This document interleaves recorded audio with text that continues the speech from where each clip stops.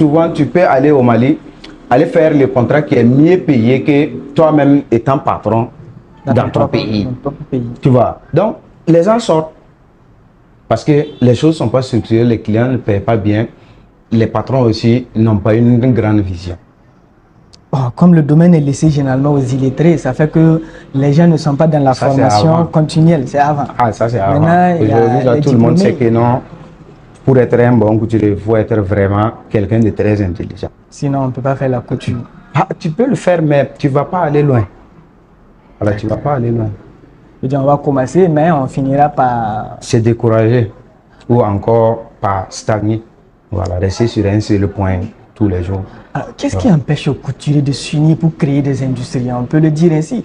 On voit que vous partez du faso d'Afani mélangé à un peu du cocodanda et tout ce qui va avec comme tradition. On voit que c'est bien joli. Qu'est-ce qui empêche les couturiers de s'unir pour vraiment créer des industries au Burkina Faso?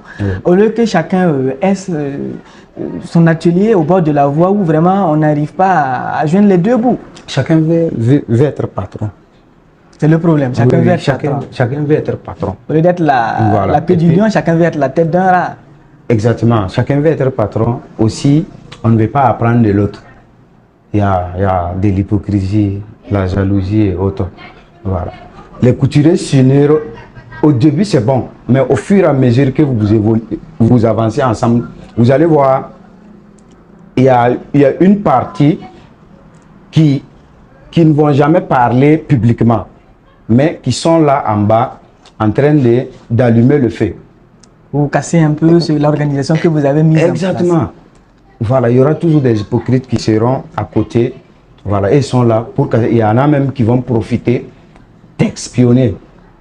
Pour savoir comment est-ce que tu fonctionnes. Pourtant, tu peux demander. Voilà, tu peux demander, on te forme, ou encore tu peux demander, on te guide. Mais ils préfèrent t'espionner. Voilà. Il y a des couturiers même qui n'acceptent pas la visite des couturiers. Tu viens pour le rendre visite et ils te refusent. Ils te refusent, puisque les gens sont malhonnêtes. On a vu beaucoup de couturiers, ils ont des amis couturiers qui, par finir, les amis même vont arracher le personnel. Vous les laissez. Oui. Voilà, les gars, ils peuvent venir, ils voient que déjà, tu as un couturier qui coûte très bien.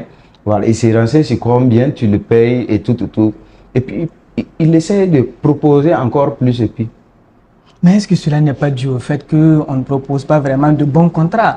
Parce que comme on dit, la couture c'est le secteur informel et que généralement les contrats que nous avions vus dans certains ateliers, c'est juste le paiement c'est par semaine, d'autres c'est par mois. Le par mois n'est pas aussi beaucoup que ça. Pas trop. Généralement c'est par tenue confectionnée. Est-ce que dans cette situation, c'est pas mieux de faire un contrat ou bien qu'est-ce que les patrons ont peur pour faire un contrat normal, pour dire voilà, le mois je vous paye 200 000, je vous paye 100 000 ou bien je vous paye 50 000 chaque mois? Pourquoi cette résistance? Ça va réduire sa productivité au fait. S'il y a un salaire fixe, les gars, ils savent que non, fin du mois, il sera payé à 200 000. Il va venir à 10 heures avec des excuses et tout. Mais une fois qu'il sait que non, si je confectionne une chemise, j'ai par exemple 2 000 ou 3 000, il va se fixer des objectifs. Par jour, je vais grouiller, confectionner 3 à 4 chemises, avoir 10 000. La semaine, tu prends, tu jettes tes trucs. Moi, je pense que ça, c'est beaucoup plus mieux. Voilà, même à l'extérieur, c'est comme ça. En fonction du nombre de tenues produites. En fonction du nombre de tenues produites. Là ça te permet de te battre au fait. Tu viens le matin, tu sais que tu as telle heure de travail, tu dois confectionner tu te fixes des ordres. Ça te permet de te dépasser au fait. Voilà. Sinon, les trucs paiement par mois, bon, si ce n'est pas les secrétaires et les comptables et autres, je ne trouve pas ça nécessaire.